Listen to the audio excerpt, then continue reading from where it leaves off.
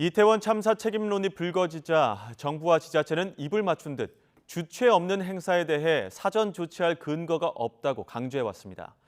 이를 두고도 많은 논란이 있었는데 참사 전 위험성을 알리는 112 신고들이 공개되면서 주체가 있느냐 없느냐를 둘러싼 논리는 사실상 설득력을 잃었습니다. 박기환 기자입니다.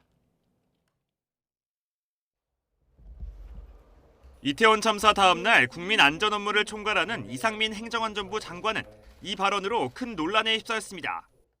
통상과 달리 경찰이나 소방 인력이 미리 배치함으로써 해결될 수 있었던 문제는 아니었던 것으로 지금 파악을 하고 있고요.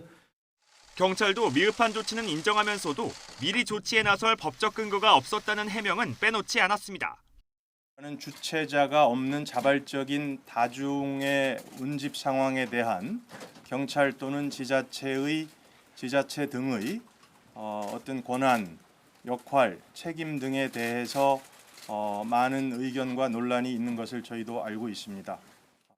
박희영 용산구청장도 재난기본법상 안전조치가 필요한 축제가 아니라 현상이라며 애써 책임을 외면했습니다.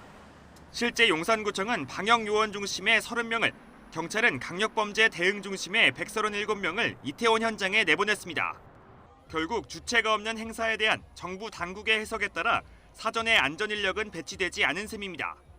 이 같은 논리는 참사 발생 4시간 전 첫 112 신고 이후 압사 위험을 적극 알리는 신고들이 줄을 이으면서 설득력을 잃게 됐습니다. 관련법에 따르면 경찰은 극도의 혼잡이 있을 경우 관련 조치를 해야 할 의무를 갖기 때문입니다. 인원을 통제해달라는 시민들의 신고가 잇따랐지만 정작 질서 유지를 위한 기동대는 한 개 중대도 배치되지 않았습니다. 위험을 인지하고도 조치하지 않았다면 징계는 물론이고 민형사상 책임을 피하긴 어려울 것으로 보입니다. 징계 책임은 불가피할 것 같아요. 보고를 받고 아무런 조치를 취하지 않으시는 분. 다른 시위 현장들이 더 중요하다고 생각해서 거기서 인력을 빼서 보내질 않았다. 위험 상황을 인지했는데도 그러면 이제 직무유기 같은 것도 문제가 될 수 있겠죠.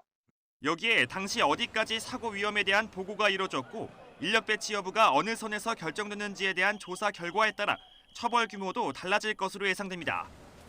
YTN 박견입니다.